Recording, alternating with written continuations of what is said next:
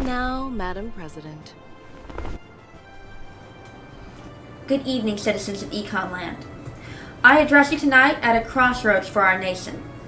We are currently grappling with the aftermath of a severe agricultural shock, a disease that has destroyed 40% of our coffee and cocoa crops.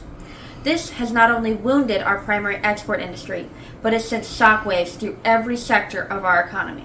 Over the past year, the government attempted to spend its way out of this crisis, injecting an additional $80 billion into the economy in an effort to provide a stimulus. I am here tonight to be honest with you. That spending has failed. Despite taking on this massive new debt, our families are still struggling, and our workers are still sidelined.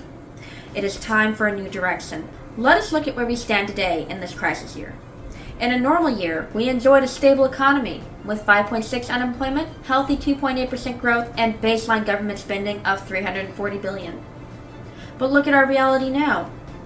Despite that $80 billion stimulus pushing our total budget to a record $420 billion, our GDP has actually shrunk by 1.5%.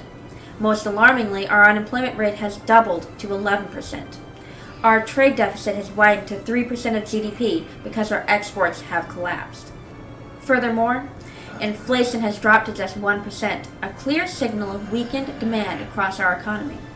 This dangerously low rate risks tipping us into deflation, a scenario that discourages business investment and hiring just when we need it most. The lesson is clear. The government cannot replace the productivity of the private sector simply by printing and spending money.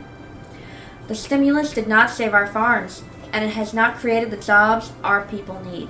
We will not continue down a path that has proven ineffective.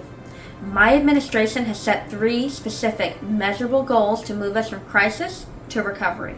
First, we will achieve a measurable reduction in unemployment, bringing it from the current 11% down to a sustainable 6%. Second, we will restore actual economic productivity, moving from our current negative 1.5% contraction back to a positive GDP growth of 2.5%. Third, we will maintain price stability, ensuring inflation remains near our 2.4% historical average so that your hard-earned dollars keep their value. Our plan is built on the classical model of economics, the understanding that real growth comes from the private sector, not a central authority. We are ending the era of the failed stimulus. We will begin reducing total government spending from the current $420 billion back towards sustainable levels. Simultaneously, we will implement broad-based tax cuts for businesses. We want the $80 billion currently tied up in government bureaucracy to stay in the hands of the people who actually create the jobs. Furthermore, I am signing an executive order today to aggressively deregulate our commercial sectors. If a farmer needs to pivot their land toward ecotourism, or if a factory wants to shift production to absorb displaced workers, they will no longer be slowed down by bureaucratic red tape and government permits. We are freeing the market to adapt. To support this transition, the central bank will hold interest rates steady at 3.0%. We will not engage in money illusion by artificially manipulating rates further, which only risks future inflation and malinvestment. We will let the credit market naturally balance savings and investment as our businesses begin to pivot. Since our domestic agricultural supply is restricted, we must protect the consumer. I am immediately removing all import tariffs on food and agricultural goods. This unilateral free trade will lower your grocery bills and allow our economy to discover new comparable advantages in our other strengths, such as tourism and light manufacturing. I want to be transparent about the trade-offs of this shift. Because we are ending the stimulus, our public debt, which has already climbed to 68% of GDP, will take time to stabilize.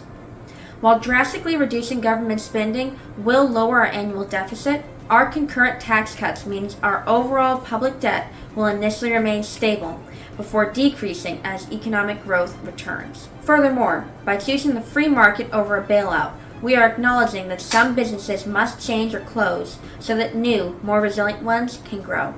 Because we are eliminating tariffs to import cheaper food, our trade deficit will temporarily widen. But these are necessary short-term trade-offs. By adhering to Say's law, the economic truth that supply creates its own demand, our tax cuts and deregulation will empower new industries to rise.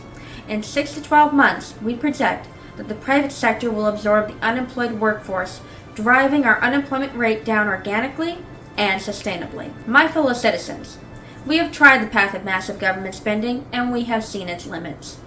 Real recovery does not come from a government office in the capital. It comes from the farms, the factories, and the small businesses of EconLand. By getting the government out of the way, we are betting on you. I have every confidence that your hard work, innovation, and freedom will lead us back to prosperity. Thank you, and good night.